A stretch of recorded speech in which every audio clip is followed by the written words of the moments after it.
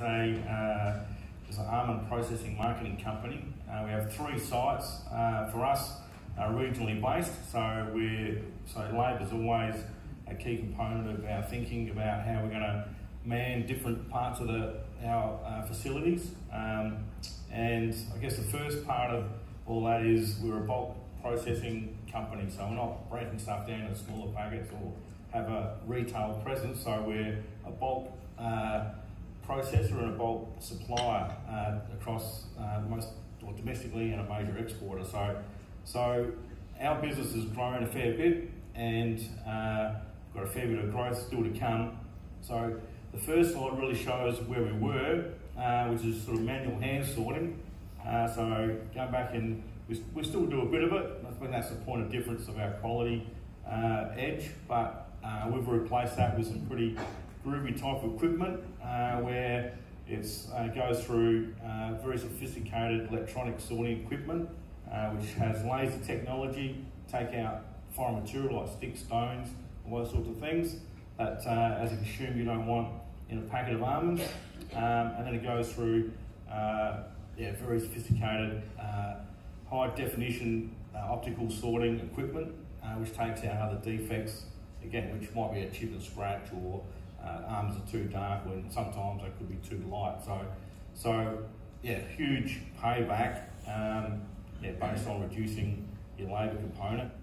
Fantastic piece of equipment. Again, COVID probably restricts you to go and visit where some of this equipment's been made and actually see it firsthand. But so we've been invested in automation as far as electronic sorting and lots of stuff. So it's no different to your phone. You had iPhone 5s, which had a pixel of X, and now you got iPhone 12, which has got a pixel of what, Josh?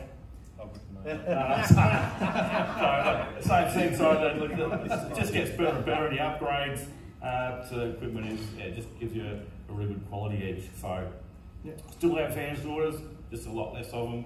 Ours is more of a capacity to meet demand issue. So we're always looking for the best type of technology out there. And probably the next slide really highlights something that's very simple. This slide is really going away from bucket sort of conveyors where you get a lot of spillage, products the floor, so it becomes unsaleable material. So we've gone into replacing throughout our main facility at Renmark into tube conveyors, and again they can be sourced Australian made. Just very on a food safety basis. It's just a great way to get product conveyed from one part of the factory to another, where you might be put into a box or a bag. So it's just something probably fairly new to some of the food companies in the state. And much easier to maintain as well. They are a lot gentler on the product. You haven't got plastic buckets that are snapping off and could contaminate the product either. So a lot more gentle on the product, but also has a high capacity in how you convey the product from A to B.